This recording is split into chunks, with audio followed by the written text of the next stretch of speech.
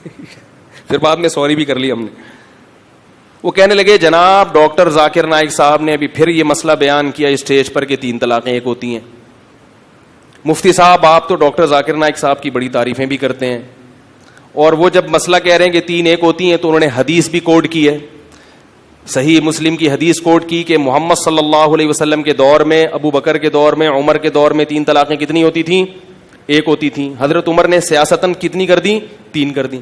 تو مفتی صاحب اب آپ جواب دیں نا اس کا.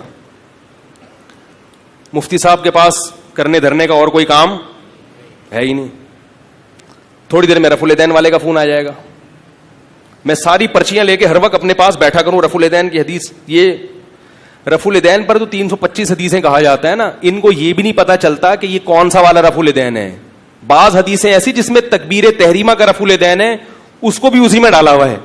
سمجھ میں آ رہی بات؟ اتنی بھی سینس نہیں ہے عوام میں. 325 یا 400 حدیثیں کسی ٹاپک پر اسلام میں نہیں ملتی, اتنی تو حضرت عیسیٰ کے نزول پر نہیں ہے جو عقائد کا مسئلہ ہے. فروعی مسئلے پر اتنی حدیثیں کہاں سے آ گئیں؟ سینس لیس لوگ ہیں, مگر ہر آدمی فنٹر بننے کی کوشش میں, کوئی اپنے آپ کو کم علم ماننے کے لیے تیار. یاد رکھو اندھی تقلید وہ ہوتی ہے جو کسی جاہل کی ہو, کسی پڑھے لکھے کی تقلید اندھی کہلاتی نہیں ہے.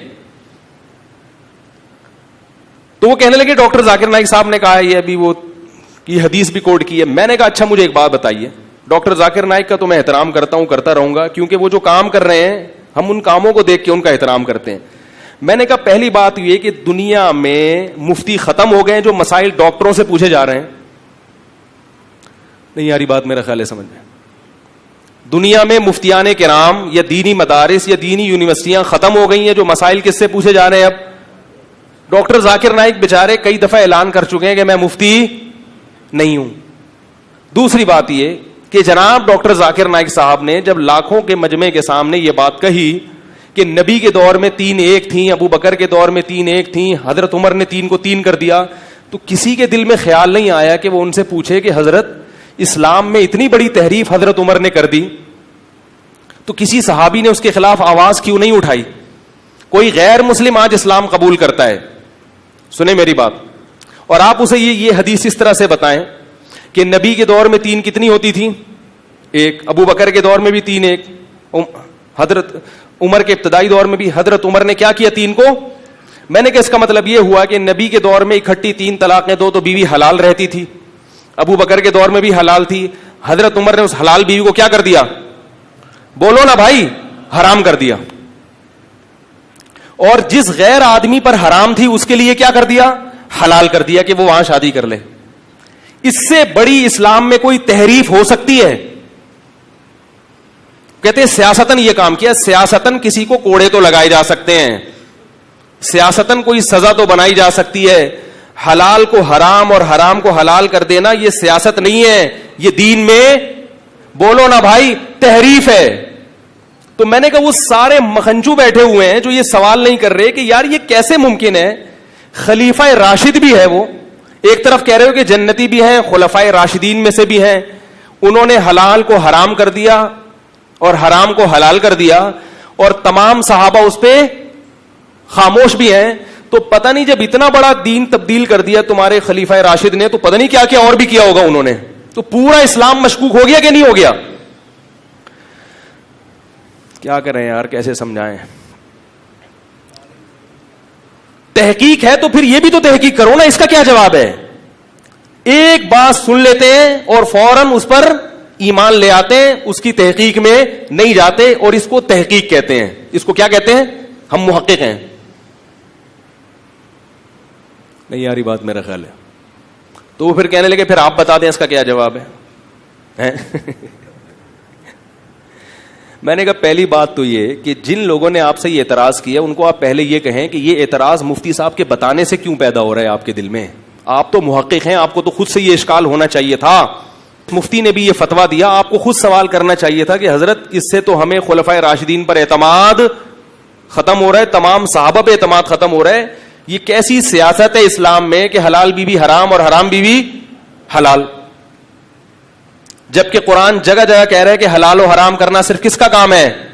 ایک صاحب مجھے کہنے لگے کہ حضرت عمر نے کتابیہ اہل کتاب کی عورتوں سے نکاح پر بھی تو پابندی لگائی تھی. یاد رکھو, پابندی لگائی نہیں تھی, منع کیا تھا, مگر حرام قرار نہیں دیا تھا. حضرت حذیفہ نے جب یہودی عورت سے نکاح کیا, حضرت عمر نے کہا نہیں کرو. انہوں نے کہا حرام ہے تو چھوڑ دوں؟ فرمایا نہیں, حرام نہیں ہے, مجھے ڈر ہے کہ یہ زانی عورت ہوگی تو تم ایسی عورت سے نکاح کرو گے, لوگ بھی تمہیں دیکھ دیکھ کے نکاح شروع کر دیں گے, مسلمانوں کا خاندان خراب ہوگا. پھر بھی حضرت حذیفہ نے نکاح کر لیا اس عورت سے. حضرت عمر نے پھر بھی ان کو جیل, بولو بھائی, نہیں بھیجا, اور اس نکاح کو کنسیڈر کیا, زنا کی سزا اس پہ جاری نہیں کی. حلال کو حرام کرنا, حرام کو حلال کرنا, یہ صرف کس کا کام ہے؟ اللہ کا. پھر میں نے ان سے بتایا, میں نے کہا دیکھو نبی کے دور میں جو جابر بن عبداللہ کہتے ہیں کہ ہم نبی کے دور میں بھی متا کرتے تھے, ایک ٹیمپریری میرج جسے کہتے ہیں, ابو بکر کے دور میں بھی کرتے تھے, حضرت عمر نے پابندی لگا دی. شیعہ یہی تو دلیل دے کے متا کو حلال کرتے ہیں. تو میں نے کہا حضرت عمر نے جو پابندی لگائی وہ پابندی جدید پابندی نہیں تھی, وہی پابندی تھی جو نبی کے دور میں لگ چکی تھی, مگر بہت سے صحابہ کو اس پابندی کا علم نہیں تھا. حضرت عمر نے اسی پابندی کو نافذ کیا ہے.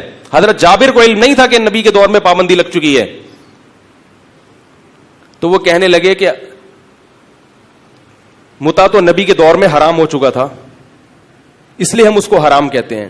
میں نے کہا اسی طرح 3 طلاق کو ایک کہنا نبی کے دور میں ختم, بولو بھائی, ہو چکا تھا. اور اس کی دلیل صحیح حدیث ہے عبداللہ بن عباس کی کہ زمانہ جاہلیت میں 3 طلاقوں کو 3,000 طلاقوں کو بھی ایک سمجھا جاتا تھا.